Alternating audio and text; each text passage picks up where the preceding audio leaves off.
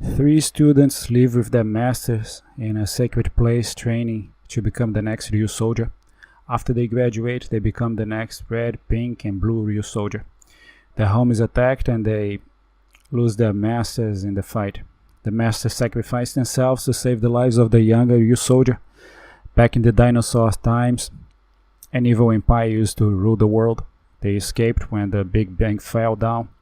Now the bad guys are back to try to conquer the Earth once again. The Ryusoulger have to go join together with Green and Black and fight against the evil empire. The future of the planet depends on our heroes. It's the 43rd Super Sentai series. The way they lose their masters really made me care about the characters. It was really traumatizing. It was so emotional, I was almost crying. The masters got destroyed point blank in daylight. Red, blue and pink see their masters die in front of them. The villains in this show don't play around. They are willing to kill in cold blood without any hesitation. The supervillains invaded Earth to stay. I've read people commenting they thought the masters died too soon, that we've barely got to know them. I disagree a little bit. The scenes of their deaths were very strong. You could tell how attached the characters were to each other. The facial expressions and screams of the characters were convincing enough to change the atmosphere to a very sad scenario. There are also two other secondary characters in the show, both father and sister, who are investigating the Ryusoulger. They will play a role somehow on helping the Ryusoulger to protect the Earth. I'm not exactly sure how, since they don't have superpowers as far as I know. What I liked about the show was how dramatic it was. I've heard the writer for this show is used to writing regular dramas for an adult audience. That explains the different tone of the show. The fight using the robot was really fast. The robot moved like he was very light. I wonder if the show will follow this pattern or if it will go back to the usual heavyweight, very slow fighting scenes we are used to.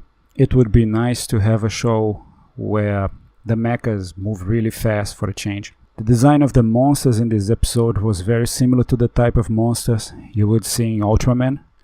This variety of monster lacks bizarre appearance that Super Sentai monsters often have. I mean clock monsters, milk box monsters, traffic light monsters and so on. The creature looks like something that could exist. What if they keep doing this type of monsters? I'm not against it. I don't know about you. The helmet's design is pretty similar to ones we've all seen before. They remind me, for obvious reasons, of helmets of Zyuranger, Abaranger and Kishiryu. I still don't like how the devices they use in Sentai and Kamen Rider all look like toys instead of resembling metal. I do understand why they do it though.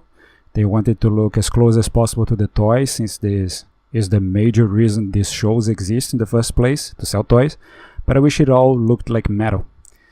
Pink seems to be the strongest character in terms of physical strength, as demonstrated when Ko teases her at some point. She sent him flying with just one move. Is it the first time a female character is the strongest? I'm not sure. It was also curious to see these two generations of heroes wearing the exact same uniform right at the middle of the first episode. The Ryusoulger's uniform has been passed down from generation to generation for millions of years. As for the uniform itself, it's interesting how the designers chose to make them wear the shoulder pad from episode 1 instead of showing it later as an upgrade. I can just imagine how much more extravagant the upgrades will look. By the way, the uniforms are all half silver. The choreography of the fights was astounding. All the fight scenes were eye-catching. Not only that, but the camera angles made it all very pleasing to watch. I like both the opening song and the ending song. All ending songs from this generation of Super Sentai are dance with me type songs with choreography that kids are supposed to imitate. Next episode is about the introduction of the red robot, the T-Rex. I'm not expecting much from the second episode. Hopefully I'm wrong. At some point this year, we must have a meeting between Ryusoulger and Lupin Ranger vs Pet Ranger. Since I didn't follow Lupin Ranger vs Pet Ranger, I'm not really looking forward to it, but who doesn't like a versus, huh? This time we'll have 3 teams of Super Sentai versus.